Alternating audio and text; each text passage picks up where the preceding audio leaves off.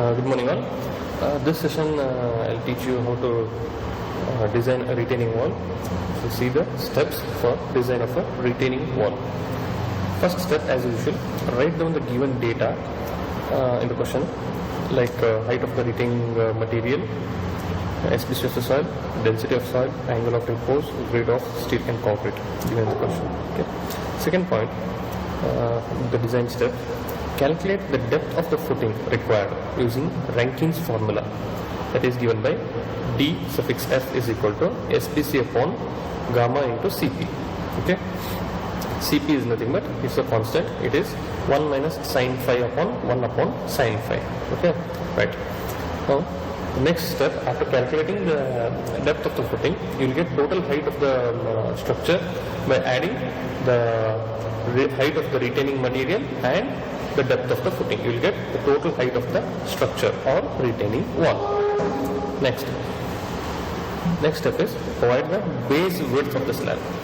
This base width is an approximation taken as 0.5 times of the total height of the structure, which you calculated just now.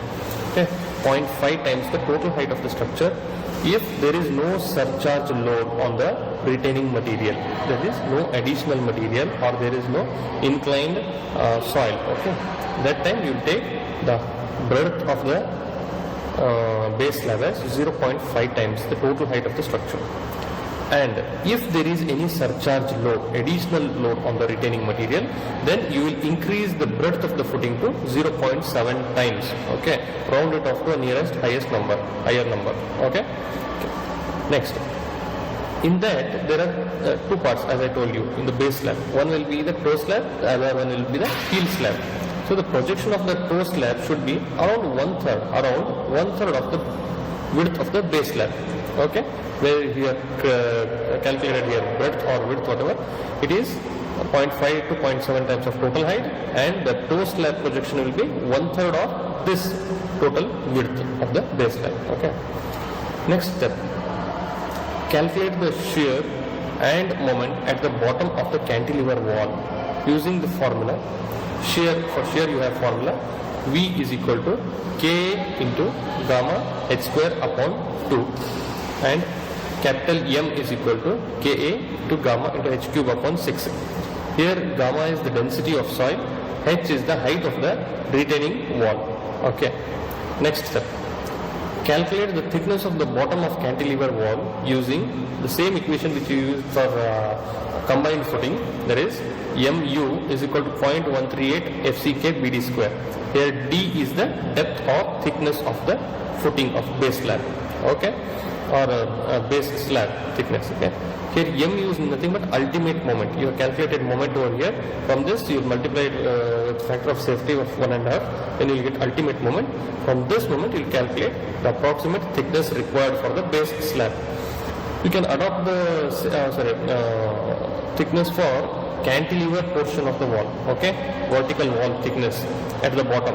You can adopt the same thickness for base slab also. Okay, you can adopt the same thickness for both these things.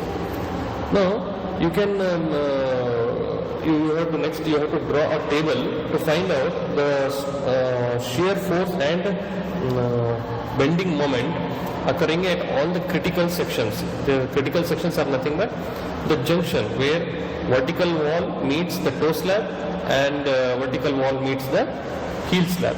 Those are the critical junctions where you have to calculate shear and bending moment. Okay. Now using these above dimensions, that is height of the wall, thickness of the base slab and width of the base slab, calculate the total load coming on the structure, that is dead load. From this height of retaining material and density of soil, you can calculate the weight of the retaining material coming on the structure. But from these parameters, you will also calculate the self weight of the structure. After adding all these things, you will calculate the total load coming on the soil. Okay, total load coming on the soil. Just like your combined footing, what you will do, you will have to check whether the stresses on the soil is within the allowable limits. How you will do it? Total load on the soil upon the area of the foundation, or here in terms of area of base slab. That is, per running meter you will calculate what is the width. So the area becomes width into 1, that is running meter. Okay, that is the area of the footing. Then the load coming on the structure. Here you have calculated all these things. This one, the dimensions. Multiply it with the density of concrete. Okay. Then what is the next step? Okay, here. From all these loads, calculate the position of the resultant of these loads. Okay. How we will find out? By dividing moment with the total load on the structure. Okay. Next step, the distance between the center of the structure from the resultant is called the eccentricity. That is, you have got the base width of the slab. Half of that is the center of the structure. So, what is the distance between the resultant and the center of the structure? That is called eccentricity. Why you have to calculate?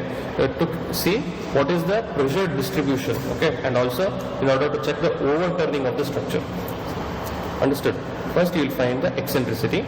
Then extreme pressure intensities, that is the pressure difference between the 2 points, it is calculated on the base of the structure. It is calculated using this equation. P max is equal to W upon B into 1 plus 6E upon B. B is base width, W is total load on the soil. Now net pressure on the soil, this I discussed earlier. Okay, is the net pressure should be less than the SPC of the soil. Next point, calculation of the main reinforcement. Okay, this is the next important step. Calculate the main reinforcement to be provided, which has to be provided in order to resist the moment coming on the part of the structure. Where all you have to provide? One is at the base of the stem. The second one is at the bottom of the toe slab, and the third one is at the top of the heel slab. Why at these structures? Because see here at the base of the stem the moment and shear will be maximum. At the bottom of the toe the tension will be more, so there will be a possibility of tension failure. And also at the top of the heel slab, okay, here the tension will be more, so you have to provide reinforcement at these points. How we will provide? Using this equation. Mu is equal to 0.87 FIAST-D into 1 minus FIAST upon FCK BD. You have this code in the IS 456 page number 96. Use this equation to find out what is the unknown. AST is unknown because Fy grade of steel you know, D depth of the structure you know, or the component, and FCK also you know, it is given in the question. B is 1000 per running meter. Okay, what is Mu? Moment at that point. Which point? At the base of the stem, bottom of the toe slab, and at the top of the heel slab. At these 3 points you have to find out AST. After finding AST, what you will do? You will check for minimum steel required. What are these types of structure or component? These are nothing but slab type structure. So what you will do? You will have to check for minimum steel requirement. What is the minimum steel requirement? It is 0.15% of the gross cross-sectional area of that element, of that component. Okay, if there is a slab, 0.15% of the gross cross-sectional area of the slab. Which are the three slabs you get over here? One is stem, the other one is toe slab, and the other one, last one, heel slab. Okay, check the cross-sectional area and multiply it with 0.15% for mild steel. If you are providing mild steel, that is FE 250. If you are providing FV 415 or 500, you have to provide 0.12%. Okay, 0.12 for HYSD parts. Next, the last step is, the next step is check for shear. How you will check? You will calculate the total load coming on the structure component at that part, these 3 parts. Then what you will do?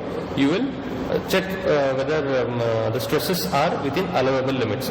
So what is tau V? Here we have the equation tau V is equal to VU upon BD. B is per running meter. D is the depth of that structure for slab here. So VU is the ultimate load. Okay. Then tau C, you know how to calculate it. Tau C is given, you can check it from page number 19 of table 19 of page 73 IS 456. That is, AST should be provided here. Okay, that is, here in the previous step you will provide AST based upon this equation, MU equation. You will choose a certain diameter of the bar, and then you will calculate the spacing. Then you calculate AST provided. Use that AST in this equation.